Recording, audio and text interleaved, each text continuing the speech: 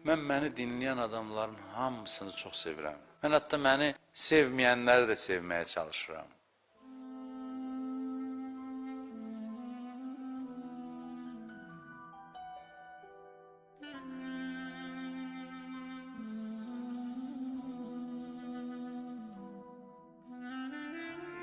Biz bir gün bunu düşünək, tez-tez düşünək ki, biz bir gün bu dünyadan köçəcəyik. O gün bu gün də ola bilər. Yaşdan asılı olmayaraq. Bu çox mühüm xəbərdir. Bunun üzərində insan xeyli düşünməlidir. Bu bizim üçün itkidir. Alim ölürsə aləm ölər. Din alimi idi o.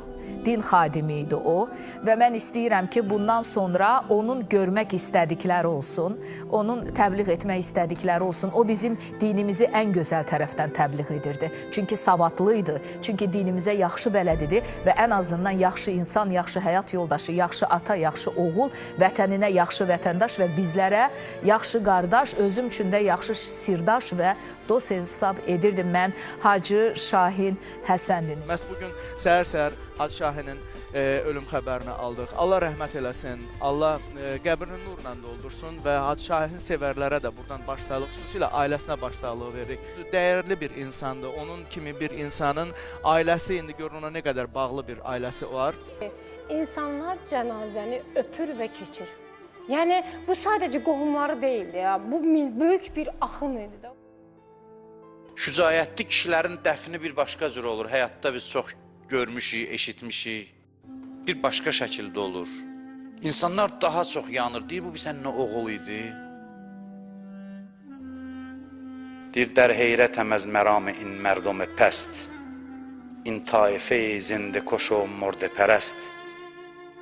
Deyir, heyrətdəyəm bu alçaq cəmaatın məramından. O insanların ki, birini öldürürlər, ölüyə pərəstiş edirlər.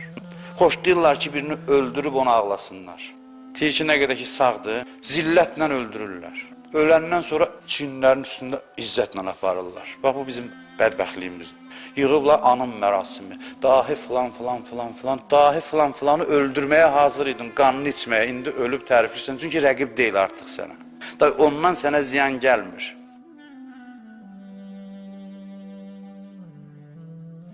Öldürüb ağlayan milləti, təəssüflər olsun, öldürüb ağlayan milləti, inkişafına mane olub, öləndən sonra tərif eləyən milləti. Bax, bu bizim inkişafımıza əsrlər boyu mane olub.